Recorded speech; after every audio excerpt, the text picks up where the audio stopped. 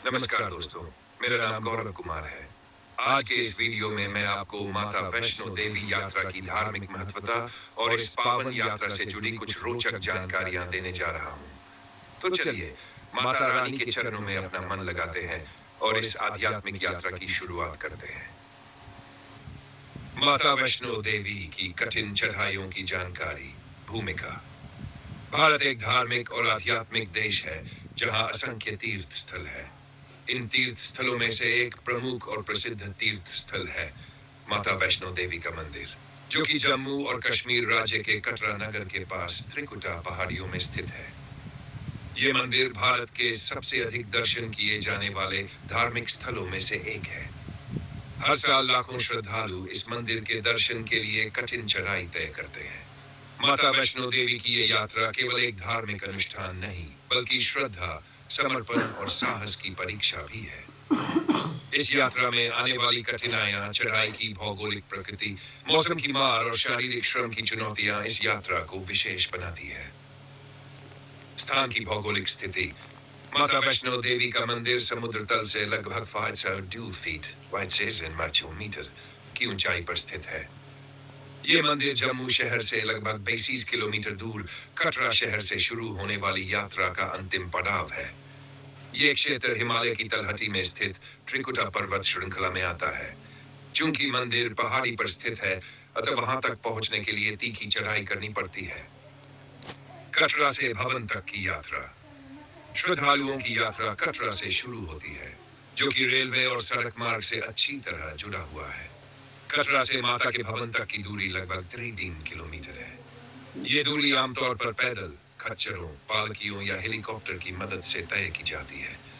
हालांकि अधिकांश श्रद्धालु श्रद्धा से ओतप्रोत होकर पैदल ही ये चढ़ाई तय करते हैं। इस पूरी यात्रा को मुख्य 3 भागों में बांटा जा सकता है। 1. कटरा से अर्धकुंवारी 6 किलोमीटर। 2. अर्धकुंवारी से सांची छत किलोमीटर। सांची छत से भवन। हर हिस्से में अलग अलग चुनौतियां होती है, जिनका सामना यात्रियों को करना पड़ता है।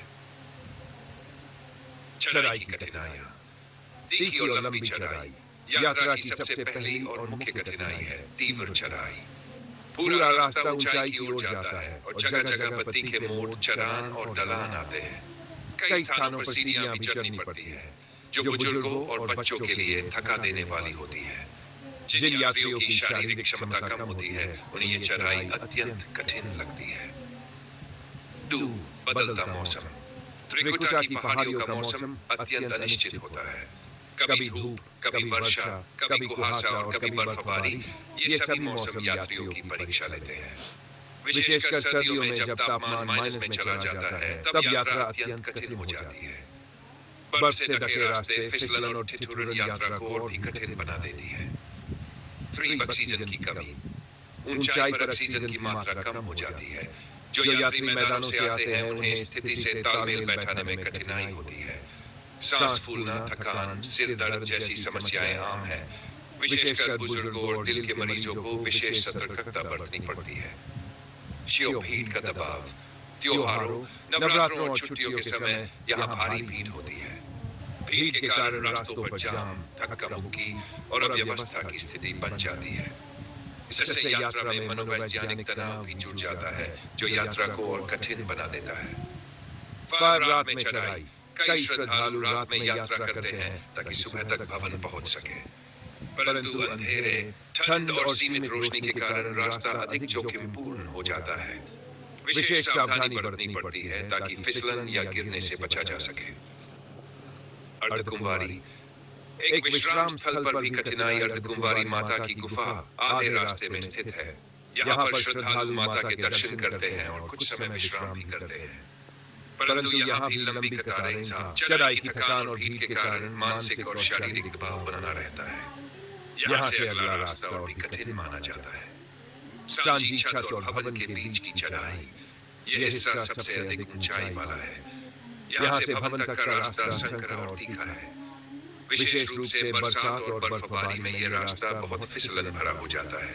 सांची छत से भवन का रास्ता देखने में सुंदर तो लगता है, परंतु चढ़ाई में दम लग जाता है। यहाँ पर हवा और तापमान दोनों कम होते हैं, जिससे शरीर पर अतिरिक्त दबाव पड़ता है। अन्य कठिनाइयां। स्वास्थ्य सेवाओं की सीमाएं। रास्ते में चिकित्सा सुविधाएं सीमित है। अगर किसी को अचानक स्वास्थ्य समस्या हो जाए, तो निकटतम चिकित्सा सहायता तक पहुंचने में समय लगता है। भोजन और पानी की समस्या। यात्रा के दौरान भूख और प्यास लगना स्वाभाविक है। हालांकि रास्ते में भोजनालय और पानी की व्यवस्था है, परंतु भीड़ और लंबी कतारों के कारण कभी-कभी दिक्कत हो जाती है। शारीरिक थकान और दर्द, पैरों में सूजन, घुटनों में दर्द, पीठ में अकड़न, ये सब सामान्य समस्याएं हैं जो श्रद्धालुओं को यात्रा के दौरान होती है। कई बार यह थकान इतनी बढ़ जाती है कि लोगों को बीच रास्ते में ही रुकना पड़ता है। कठिनाइयों के बावजूद आस्था का बल। माता वैष्णो देवी की यात्रा केवल शारीरिक परिश्रम नहीं, बल्कि आत्मिक साधना भी है। हर कठिनाई, हर चढ़ाई, हर पग पर श्रद्धालुओं के मन में एक ही संकल्प होता है, जय माता दी। यह आस्था ही है जो एक सामान्य व्यक्ति को असाधारण शक्ति प्रदान करती है। चाहे बुजुर्ग हो, बच्चा हो, बीमार व्यक्ति हो या महिला, हर कोई माता के बुलावे पर इस कठिन यात्रा के लिए तैयार रहता है। सरकार और श्री माता वैष्णो देवी श्राइन बोर्ड द्वारा सुविधा विस्तार। श्राइन बोर्ड ने यात्रियों की कठिनाइयां कम करने के लिए कई आधुनिक सुविधाएं शुरू की है। बैटरी कार सेवा। कटरा से भवन तक कुछ हिस्सों में बैटरी से चलने वाली गाड़ियां उपलब्ध कराई गई हैं। हेलीकॉप्टर सेवा। जो लोग शारीरिक रूप से अक्षम हैं या जल्दी पहुंचना चाहते हैं, उनके लिए सांची छत तक हेलीकॉप्टर सेवा शुरू की गई है। श्रद्धालु विश्राम गृह, लंगर और प्राथमिक चिकित्सा केंद्र। यात्रा के दौरान विश्राम, भोजन और इलाज की व्यवस्था में सुधार हुआ है। कैशलेस और डिजिटल सुविधा। अब यात्रा के लिए पंजीकरण से लेकर दान तक की प्रक्रिया ऑनलाइन और डिजिटल हो गई है। इन सुविधाओं के बावजूद जो यात्री पैदल यात्रा करना पसंद करते हैं, उनके लिए चढ़ाई अब भी कठिन और चुनौतीपूर्ण बनी हुई है। निष्कर्ष, माता वैष्णो देवी की यात्रा जीवन का एक आध्यात्मिक अनुभव है, जिसमें श्रद्धा और संकल्प की परीक्षा होती है। ये यात्रा शारीरिक, मानसिक और आत्मिक रूप से व्यक्ति को मजबूत